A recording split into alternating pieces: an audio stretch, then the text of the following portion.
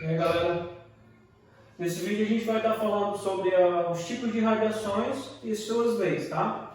Então, o que é a radiação? A radiação é um fenômeno natural ou artificial onde o núcleo instável, ele vai emitir determinados tipos de radiações para alcançar uma certa estabilidade, a sua estabilidade na realidade. Então, a gente vai ter três tipos de emissões ou radiações: a emissão alfa, a beta e a gama. Geralmente acontecem em átomos que possuem núcleos instáveis. Geralmente eles são de massas grandes, com um número atômico maior do que 82. Mas alguns elementos eles também possuem radioisótopos, que são chamados assim. Esses elementos pequenos também podem emitir radiação, certo? Então a gente vai falar sobre cada uma das emissões, sua natureza e as suas leis derivadas, Então a primeira emissão é a emissão alfa. A gente vai ter uma simbologia, isso aqui é para ser um alfa, tá? Como o meu alfa fica muito feio, eu resolvi colocar só um A, 4, 2. Lembrando, no nosso primeiro vídeo, 4 é a massa e o 2 seria um número atômico, isso aqui é um nuclídeo, na realidade. Esse nuclídeo recebe o nome de hélio. Por quê, professor? Porque ele vai ter um núcleo de um hélio, do hélio, que é 4 em massa e 2 em número atômico. Então aqui a gente vai ter uma partícula alfa. Essa partícula é constituída de 2 prótons e 2 nêutrons. Então o somatório de 2 e 2 dá 4. Olha lá, 2 prótons seria o número atômico, mais 2 nêutrons dando 4. O núcleo, a gente vai ter a primeira lei da radioatividade, a lei de Sódio. O núcleo, quando ele emite uma partícula alfa, ele vai perder 4 em massa e 2 em número atômico, certo? Então, nós temos aqui um exemplo. O urânio, ele emite uma partícula alfa. Então, ele vai seguir essa regra. Perde 4 em massa, ou seja, 2, 3, 5 menos 4, 2, 3, 1. 92 menos 2 dá 90. E ele vai perder o 2 para o seu número atômico. Ou seja, a gente vai ter a formação desse novo elemento. Professor, como é que eu sei qual é o elemento químico? Consulta na tabela periódica. Algumas questões elas pedem para que você determine o número de partículas alfa. Você só pode montar uma equaçãozinha matemática simples. Pode colocar qualquer variável aqui e calcula em cima do número de massa ou em cima do número atômico, por meio do balanceamento de cargas e massas. Então aqui eu vou ter 2, 3, 5 antes, que é igual a 4, que é a massa da partícula alfa, mais 2, 3, 1, que é a massa do tório. 92 é igual a 2, mais 90, que é o número atômico do tório, certo? E essas são as emissões alfa, beleza? Emissões beta.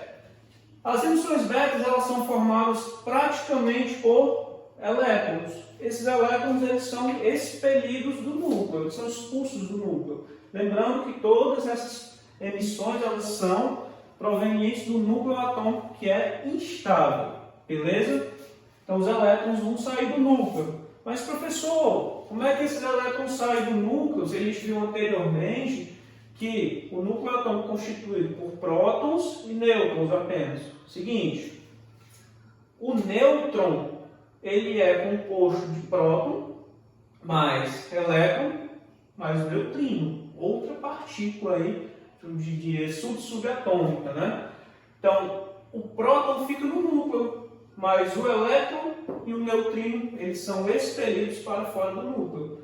Então, aqui a gente vai ter o surgimento de um próton, portanto, o número atômico aumenta 1, não acontece nada com a massa do átomo e a massa vai permanecer inalterada, ela não se altera. Por quê? Só quem sai? Elétron e neutrino, massas desprezíveis, Então aqui eu vou ter um exemplo de uma emissão ocorrida pelo bismuto.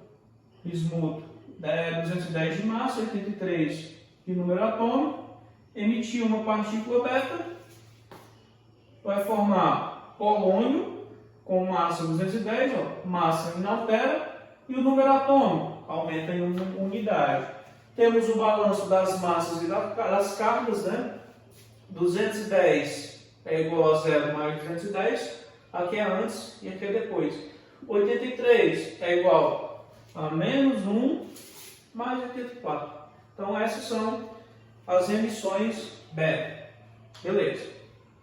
Por fim, as emissões gama, não menos importantes, mas não afetam o núcleo atômico com relação a cargas ou a massas, né? Já que essas emissões elas são ondas eletromagnéticas, né? Em formato semelhante à luz, né? Elas têm uma alta frequência, por ter uma alta frequência elas têm um alto poder de penetração. Não tem carga, não tem massa, e aí por fim a gente faz uma comparação.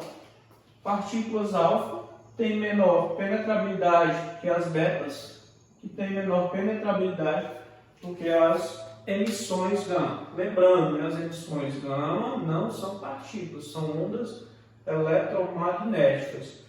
Por incrível que pareça, mesmo não tendo massa e nem carga, essas emissões gama elas são as mais perigosas, né? Uma curiosidade também aqui do filme do Hulk, né? um dos filmes antigos do Hulk. O que esse filme diz? Né? Que o cientista Bruce Banner ele vai sofrer radiações gama e ele sofre aquela mutação lá, virando um incrível Hulk. Que na realidade, se ele fosse exposto a essas radiações, dependendo do tempo e da intensidade, ele papocaria, com certeza. Beleza?